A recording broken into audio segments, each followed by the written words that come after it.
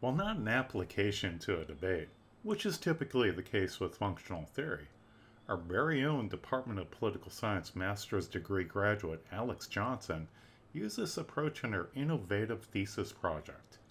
Her thesis, Sex, Stress, in the Supreme Court, Verbal and Vocalic Analysis of Brett Kavanaugh's Confirmation Hearings to the Supreme Court, considered verbal utterances by Kavanaugh based upon the functional analysis theoretical framework. It also considered vocalic indicators of stress, including sharp intakes of breath, sighs, and sniffs.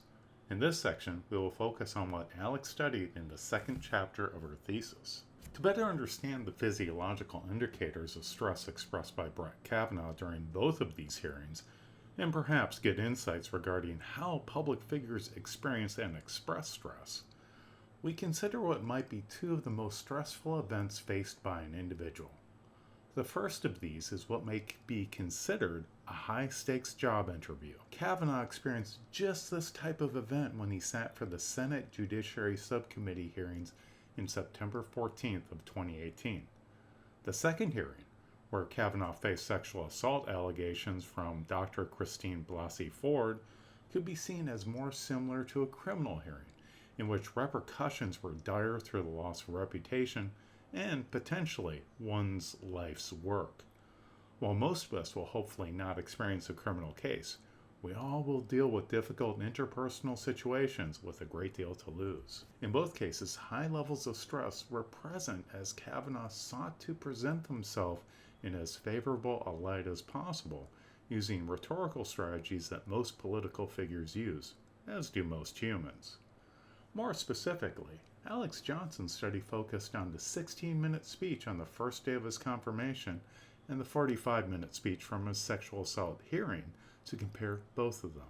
The functional theory approach provides the ability to see if there were differences between the two hearings in terms of verbal strategies, and provides some useful examples of the rhetoric used. As we can see in this slide, Brett Kavanaugh had distinct goals for his Day 1 and his sexual assault hearings. For Day 1 of his Senate confirmation hearings, he wanted to boast about his credentials and personal qualities, appear trustworthy, and show why he would be the best fit for the Supreme Court. With the sexual assault hearing, a distinctly different strategy was called for. Kavanaugh needed to defend himself and his position as the most likely next Supreme Court justice, while discrediting his opposition. Functional theory and its major utterance types provide us the ability to identify and measure how Kavanaugh's strategy was put into play.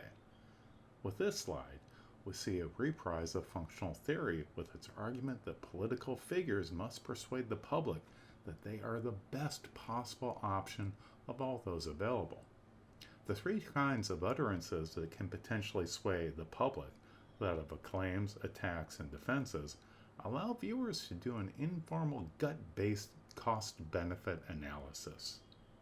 With justices, Supreme Court and otherwise, we don't expect that much in the way of policy arguments, besides abiding by the law and interpreting it in a manner that is consonant with their supporters, often through what is termed as litmus tests. What we do see is that these different utterance types help us understand the political figure's personality and how they might use or abuse power. Here, we see an example of an acclaim by Kavanaugh as he attempts to make himself more attractive as a potential Supreme Court justice by emphasizing his prestige gained through his experience in the high courts of the United States federal government. For 12 years, I've been a judge on the U.S. Court of Appeals for the D.C. Circuit. I have written more than 300 opinions and handled more than 2,000 cases. In the sexual assault hearing, Kavanaugh used attacks to make his opposition appear less credible. Here's just one such example of his using a reference to a shared social identity for reference to the nation and the Constitution before making a metaphorical comparison. This confirmation process has become a national disgrace. The Constitution gives the Senate an important role in the confirmation process, but you have replaced advice and consent with search and destroy.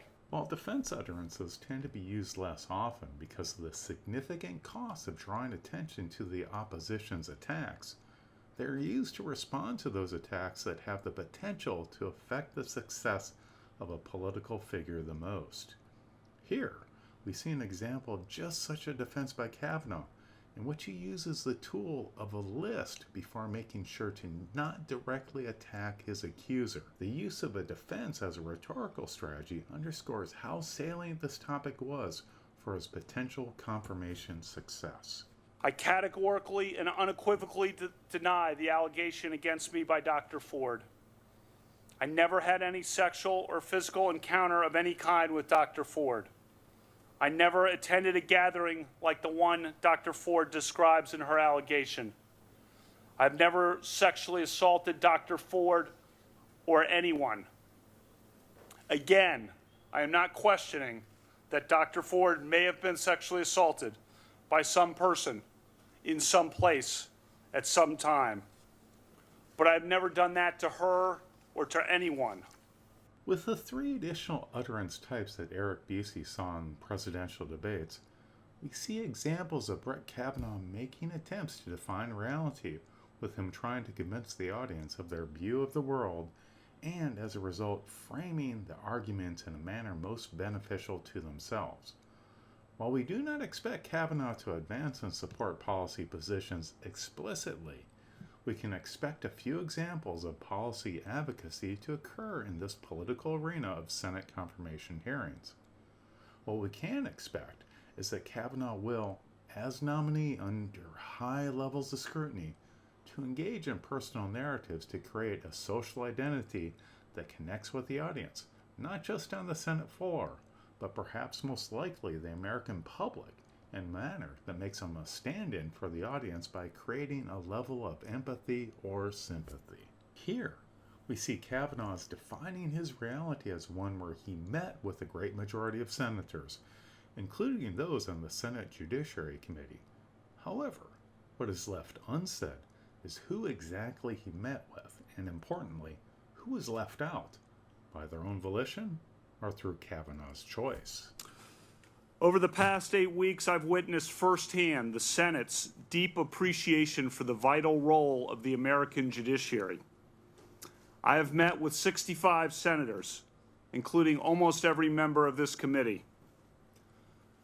Those meetings are sometimes referred to as courtesy calls. While those who study and discuss public law and judicial processes make reference to judicial activism and restraint, or such concepts as constitutional originalism, or the Constitution being a living document, and consider the decisions of Supreme Court justice in detail, perhaps the most important position for a potential justice to hold is being above politics. In this case, we see Kavanaugh making a policy advocacy argument by not advocating a specific position. I am not a pro-plaintiff or pro-defendant judge. I'm not a pro-prosecution or pro-defense judge. I am a pro-law judge. Here, we see Kavanaugh telling a story by telling the story of his family, most specifically of his mother. This personal narrative would underpin his overarching narrative concerning claims about his character and in defense of his integrity. As I told you at my hearing 3 weeks ago, I'm the only child of Martha and Ed Kavanaugh. They are here today. When I was 10, my mom went to law school, and as a lawyer, she worked hard and overcame barriers, including the workplace sexual harassment that so many women faced at the time and still face today. She became a trailblazer, one of Maryland's earliest women prosecutors and trial judges. As we can see here from both bar charts, there are substantially more statements in the sexual assault hearing, even if the patterns have similarities and differences that can be perceived. In the next slide, we go in greater detail concerning how proportions compare, especially as comparing 16 minutes during day 1 to 45 minutes during the sexual assault hearing might be misleading regarding Kavanaugh's overarching rhetorical strategy. The overwhelming strategy used in day 1 of the Senate's Supreme Court of the United States confirmation hearings was to establish Kavanaugh's story.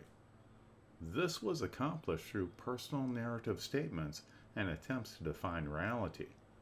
The sexual assault hearing saw a shift to more traditional political approaches, with attacks, defenses, and acclaim statements being used over half the time, whereas they're barely used in the first day, with attacks and defenses not used at all. So what we see is that while the functional theory can be applied to a broad range of different political interactions, they differ based upon context and provide us insight about the verbal strategies that political figures use when they want to convince us of something.